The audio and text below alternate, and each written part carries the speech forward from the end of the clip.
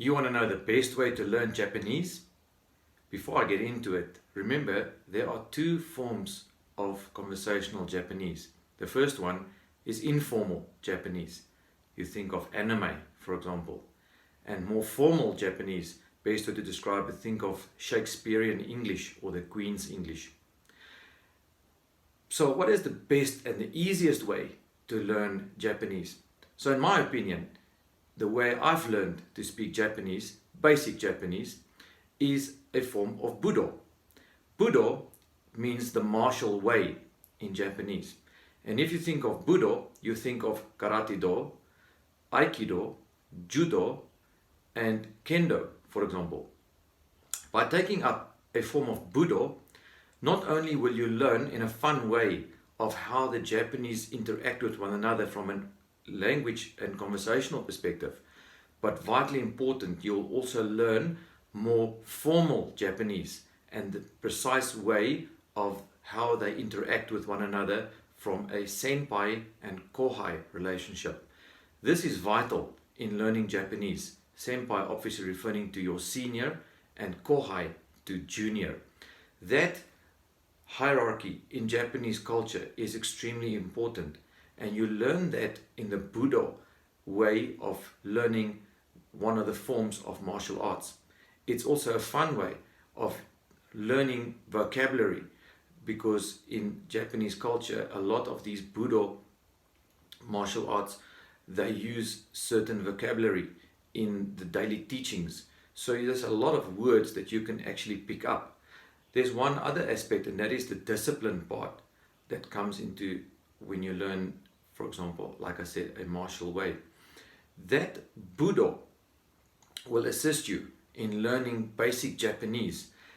In my opinion, it is important to learn the culture from a Japanese perspective in order for you to be able to speak Japanese, so as not to offend. It's very easy to offend in Japanese culture, and the Budo way will assist you and teach you the correct manner and way in how to behave in certain scenarios, like I say, when you have to deal with your senpai or even with your kohai, your junior. So that is just a fun way, like I say, to pick up a Budo, and in the same token you're also going to learn Japanese.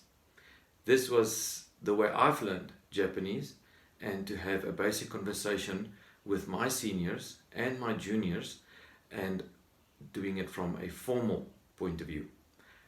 I hope if you take up a form of Budo that it will assist you in your Japanese learning. It will also assist you with the hiragana and katakana and ultimately the kanji of the language.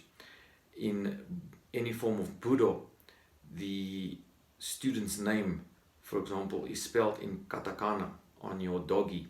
So it's very easily then recognizable how to spell your own name in the very beginning. And you tend to learn the names of your fellow students by looking at their dogi or obi, and in order to learn how the different spelling in katakana and then in hiragana, if it's a Japanese sensei or senpai, and then your organization's name that is mostly spelled, or the kanji writing style is used in order to refer to the name of your organization. So with regards to that, you then obviously pick up a lot of these vocabulary words. If you think of, in Japanese words, the word kata. Kata in Budo means a systematic form or a particular sequence of movements that you learn and that you have to memorize in order to progress to the next level, Q level. Whereas in Japanese normal conversation, the word kata also means shoulder. So you quickly distinguish between these words. And then there are other fun ones as well, which I've learned to my detriment when I've used the word geri in isolation.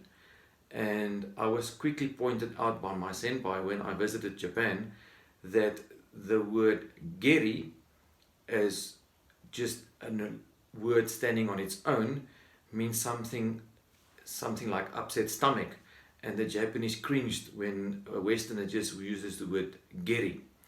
What we should have used was the word keri, K-E-R-I, and keri refers to kicking in Budo. But when you put certain words together, for example, my geri, the k becomes a g, but you have to put those two words together in order for you to have a good understanding of that you've meant front kick. And as I said, if you just use the word geri by itself, it has a completely different meaning to it. And that I also found out, as I said, to my anguish. So there's fun ways of learning Japanese vocabulary on a daily basis.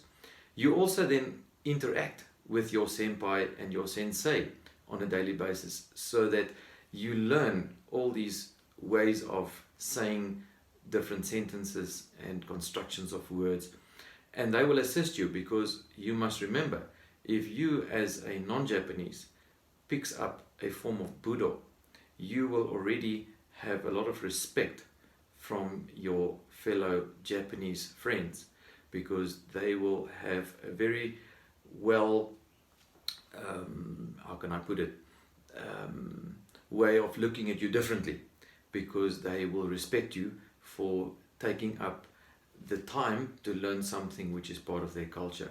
In other words, a form of martial art that comes from their country.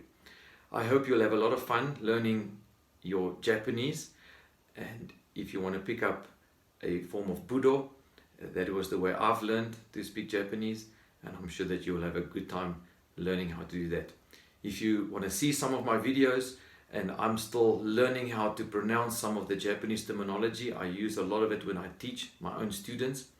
If you want to have a look and get a feel for a form of Budo, in my sense it's Karate Do, you're welcome to have a look at some of my videos, and if you like them and you want to subscribe to them, you're most welcome.